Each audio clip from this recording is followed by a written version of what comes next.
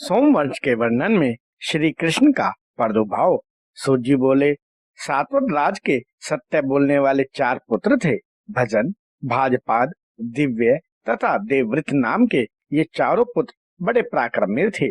अब अंधक और वृष्णि के वंशों का विस्तार से वर्णन सुनो। देवावृत नाम के राजा ने सर्वगुण संपन्न पुत्र पाने के लिए तपस्या की। उससे उसको पुण्यवान भृगु नाम वाला पुराणों का ज्ञाता पुत्र प्राप्त हुआ। देवावृत और भृगु दोनों ने यज्ञ और दान के द्वारा ब्राह्मण को प्रसन्न करके अमरत्व प्राप्त किया। वृष्णि की गांधारी और माद्री 2 भार्या थी। गांधारी ने सुमित्र और मित्र नंदन 2 पुत्रों को पैदा किया। माद्री ने अनमित्र और शेनी पुत्र हुए। अनमित्र ने निग्न, निग्न के प्रसेन और सत्राजित 2 पुत्र हुए। सत्राजित सूर्य का सखा था। उसने सूर्य से समतक मणि को प्राप्त किया। संपूर्ण पृथ्वी पर वह राजा श्रेष्ठ था और सब रत्नों में उसकी मणि श्रेष्ठ थी। किसी समय शिकार खेलते हुए अकेला प्रसेन सिंह के द्वारा मारा गया। शिनी के सत्यक नाम का पुत्र हुआ। सत्यक के सातकी और युयुधान नाम के 2 पुत्र हुए। ये दोनों शिनी के नाती थे। युयुधान का पुत्र असंग, उसका पुत्र कुनी, कुनी का युगंधर नाम का पुत्र हुआ। माद्र के पुत्र वाष्मणी कहलाए, जिसमें सुफलक विख्यात हुआ। उसने गंधनी नाम की काशीराज की कन्या से विवाह किया, जो बहुत वर्षों तक माता के गर्भ में स्थिर रही थी।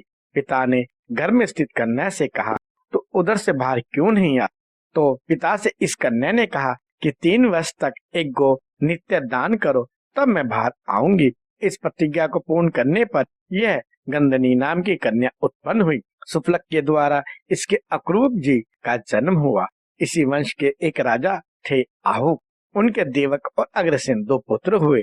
देवक के देववान, उपदेव, सुदेव, देवरक्षित 4 पुत्र हुए। देव की आदिक 7 बहन हुई, जिनको वासुदेव जी ने ब्याह लिया। उग्रसेन के 9 पुत्र थे, जिसमें कंस बड़ा था। वासुदेव की स्त्रियों में रोहिणी ने हलायुध बलराम को पैदा किया। देवकी ने वसुदेव द्वारा भगवान कृष्ण को पैदा किया। उमा के देह से उत्पन्न भगवती योगनिंद्रा यशोदा के गर्भ से जन्मी।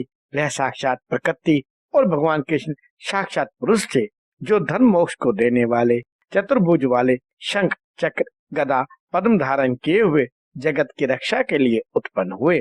उनको वसुदेव ने यशोदा को समर्पण किया और कन्या को लाकर कंस के लिए दिया।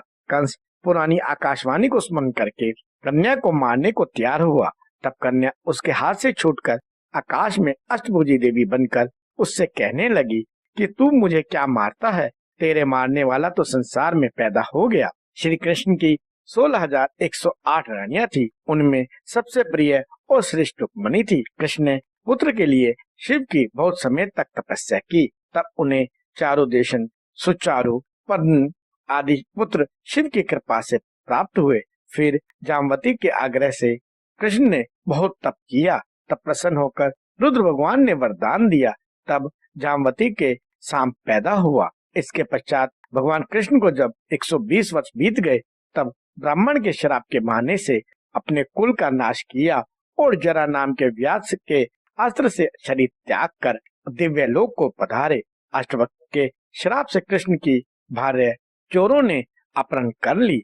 बलराम जी शरीर को त्याग कर शेष नाग होकर चले गए। कृष्ण की रुक्मिणी आदि पटरानी अग्नि में प्रवेश कर चली गई। रेवती जी बलभद्र के साथ अग्नि में प्रविष्ट हुई।